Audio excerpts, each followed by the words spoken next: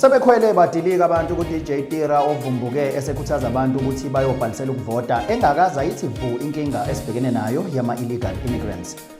Kanti imfihlo yomfutho kaPhakela Mthakathi benongizwe Nkosi Mchunu isitholakele. SA News with TK Zuma.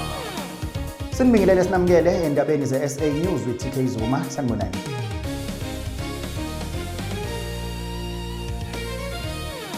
Sebekhwele badilika abantu ku-DJ Tira ovumbuke esekhuthaza abantu ukuthi bayobhalisela ukuvota engakaza yithi vu inkinga esibhekene nayo yama-illegal immigrants.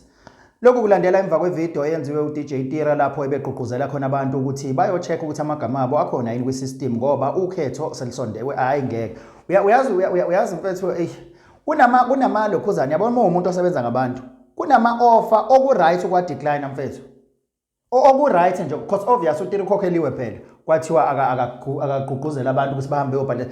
Bekufanele ayibheke nje le offer abone ukuthi yabona njengoba izwe linje angikwazi ukuqhamuka sengithi abantu abayobhalisela ukuvota sibhizi kabi nje ukuthi ungazositshela ukuthi uyobhalisela ukuvota sivotele bani sivotele bani ke nanku umbuzo siyobhalisela ukuvotela bani njengoba izwe linjena nje sisaxakwe nje ama-illegal immigrants wena uzositshela ukuthi asiyobhalisela ukuvota.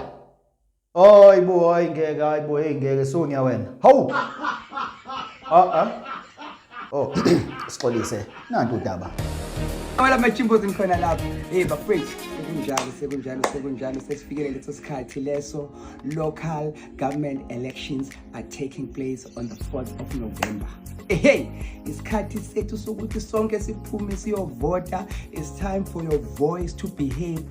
Nje kubalekile ukuthi nawe ufake isandla sakho ukuthi wena country le esiphila kuyona ufuna ukuthi iphathwe kanjani ngoba mawenza lokho then uyakwazi ukuthi sikwazi ukuthi sikhulise le country yethu le iphathwe abantu abaright. So ke ngomhla ka4 November wonke umuntu uyazi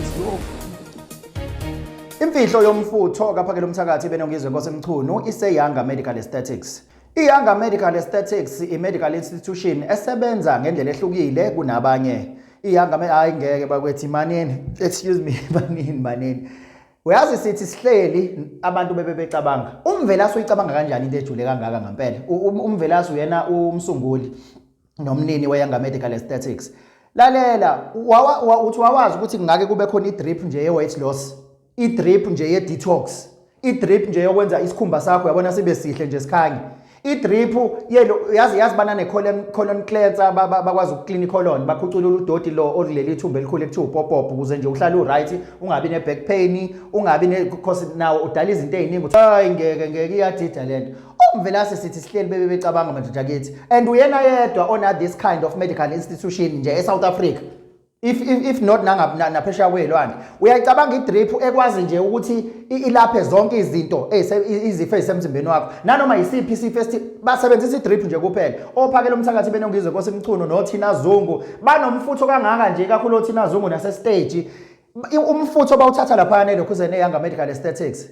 Hayi ngeke bakwethu hayi ngeke uyazi ukuthi bakhona elokhuzene eRichards Bay bakhona futhi nase-Maritzburg bakhona naseMtuba bakhona nje endaweni eziningi they are spreading throughout the country. Indlela abasebenza ngakhona ekakhulu osaziwayo kabapheli khona because sebeyitholile le mpilo nami ngiyakhona ngesonto elizayo cabanga hayi ngeke ovelaza hayi. Sinibingelele si-Younger Medical Aesthetics isethemba nje niyaphila. Njengenjwayelo hlezi siniphathele indaba ezinhle nezimnandi nje kakhulu. Younger Medical Aesthetics sinitholele hydrotherapy. Lapho ke sikhuluma ama-vitals, colon cleansing, iron food detox and light therapy. Kuma-vitals sisuke sikucheck-a phela ukuthi ngabe ukulungele yini ukwenza inyala ama-procedures engabalile. Bese sizoba ne-colon cleansing. Uma ngabe sikhuluma nge-colon cleansing ila sisuke siklina khona upopopo wakho. Ukungcola-ke kwawo ke kunemphumela nemithelela eminingi kakhulu esimini sakho sempilo. Ukungcola-ke kapopopo kuyakudalela i-back pain.